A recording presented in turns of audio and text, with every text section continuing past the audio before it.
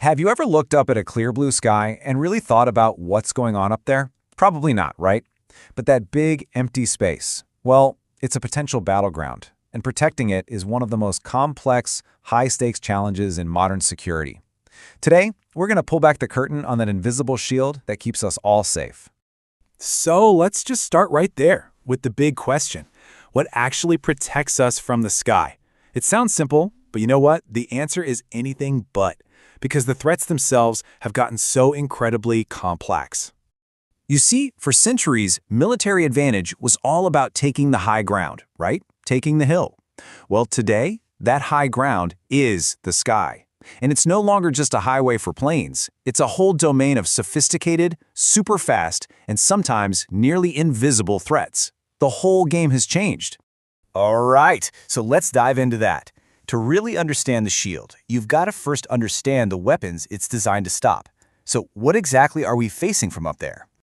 Modern aerial threats really boil down to three main flavors. First, you've got advanced missiles, things like ballistic or cruise missiles. They're unbelievably fast, and they can juke and weave in the air. Then you have unmanned drones. These can be tiny, they can be numerous, and they can attack in coordinated swarms, which is a real nightmare to defend against. And finally, you have stealth aircraft, which are literally designed to be ghosts to radar. Each one is a totally unique and very tough problem to solve.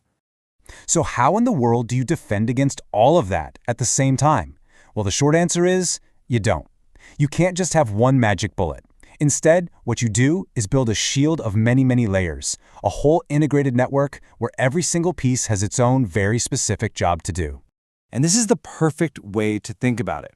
Imagine your short-range defense is like a personal bodyguard, standing right next to you, protecting one specific, high-value thing. Your medium-range systems, they're like security guards patrolling a whole campus, watching a bigger area. And your long-range defense? Well, that's the citywide police force, keeping an eye on everything from miles and miles away. Now, let's break that down with some real-world examples. You've got your short-range air defense, or SHORAD. Think of a ship's CISWS system. That's your absolute last line of defense. Then you step out to medium-range systems, like the famous Patriot system, which can handle things like aircraft and cruise missiles much farther away. And then you've got the heavy hitters, long-range systems, like THAAD, designed to take out ballistic missiles way up in the atmosphere, sometimes even in the black of space. So we get the layers right, but what's the actual technology that makes it all work? Let's pop the hood and take a look at the anatomy of these defense systems. Everything, and I mean everything, starts with the eyes of the system, radar. The concept is actually pretty simple. It sends out radio waves, and then it listens for the echoes that bounce back. By analyzing those echoes, it can figure out how fast something is going, what direction it's headed, and how high it is, all in a blink of an eye. Without radar, the whole system is completely blind. Okay, so once your eyes see a threat, you need a way to stop it. That's where the FIST comes in, the interceptor missile. You probably know them as SAMs or surface-to-air missiles.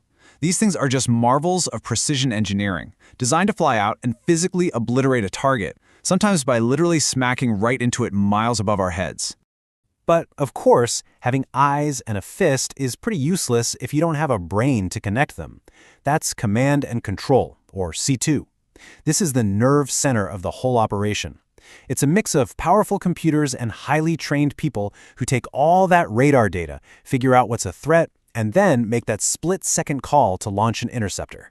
And when you put it all together, the eyes, the brain, the fist, you get a process that we call the kill chain. It's really as simple as these three steps. First, the radar detects something. Second, the C2 system tracks it and confirms it's hostile. And finally, the order is given to engage with an interceptor. This entire sequence, this whole dance, can happen in just a matter of seconds. It's incredible. But there's one more piece to this puzzle, and this one is completely invisible. It's called electronic warfare. Think of it like a battle of signals, a war of ghosts fought in the electromagnetic spectrum. This is where you might jam an incoming missile's guidance system to make it go haywire, or maybe feed an enemy radar a bunch of false targets to confuse it. It's a silent fight, but it can be just as decisive as any missile. So that's a quick tour of the shield as it exists today. But, technology never, ever stands still.